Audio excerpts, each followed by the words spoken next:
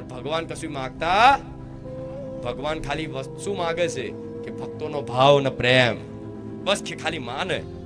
જેમ સંતાન એના માતા પિતાને પ્રેમ કરતી હોય, તેના માતા પિતા જેટલા ખુશ થાય ને ખુશ થાય ને. તમારો નાનો દીકરો હોય, તમે એને ખવડાવતા હોય, થારીમ લઈને કોરિયો ખવડાવતા હોય, બરોબર, એ જ નાનો દીકરો એની માં ખવડાવતી હોય કોરિયા, અને એ જ નાના દીકરાને ભાવ જાગે, પ્રેમ જાગે, તો એમાંથી કોરિયો લઈ અને એની માને એવો પાછો ખવડાવો તો માને કેટલું વાલું લાગે, તરત હાથ ફેરવે કે હા મારા દીકરો જો કેટલો મને વાલ કરે. એક અલૌકિક સુખ મળે ને. તો ભગવાનને માતાજીને આવું સુખ જોઈએ છે. શેનું? પ્રેમ ભાવનું.